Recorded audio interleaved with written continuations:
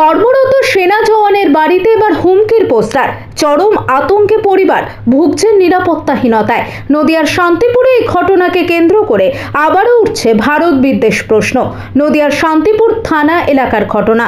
জানা যায়, শান্তিপুরের সেনা জওয়ান বিশ্বজিৎ নাগ বর্তমানে কর্মরত রয়েছেন ত্রিপুরায়। স্ত্রী সুপর্ণা নাগ দুটি সন্তান নিয়ে বাড়িতে একাই থাকেন।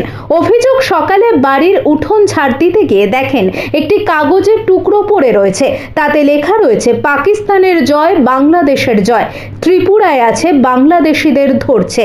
এরপরেই চোখে মুখে আতঙ্কের ছাপ তৈরি হয় স্ত্রী সুপর্ণা নাগের। তার দাবি, যেহেতু স্বামী একজন সেনা জওয়ান, কর্মসূত্রে রয়েছেন ত্রিপুরায়, এই পরিস্থিতিতে চলছে ভারত এবং পাকিস্তান যুদ্ধ। বাংলাদেশের সার্বিক পরিস্থিতির কারণে ত্রিপুরায় সেনাবাহিনীর নজরদারি বাড়ানো হয়েছে, আর সেখানেই রয়েছেন তার স্বামী। বর্তমান পরিস্থিতির মধ্যে বাড়িতে এই ধরনের হুমকির পোস্টার পড়ায় রীতিমতো আতঙ্কের কেন্দ্রবিন্দু হয়ে দাঁড়িয়েছে। সেনা জওয়ানের দাদা কাজল নাগের দাবি, ভাই এই ঘটনা জানার পরই খুবই উদ্বিগ্ন। তারাও যথেষ্ট আতঙ্কের মধ্যে রয়েছে।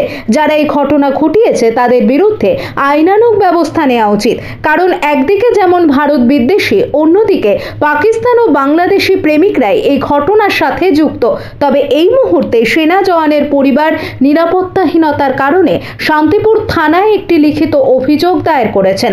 অভিযোগের ভিত্তিতে দ্রুত তদন্ত শুরু করেছে শান্তিপুর থানার পুলিশ।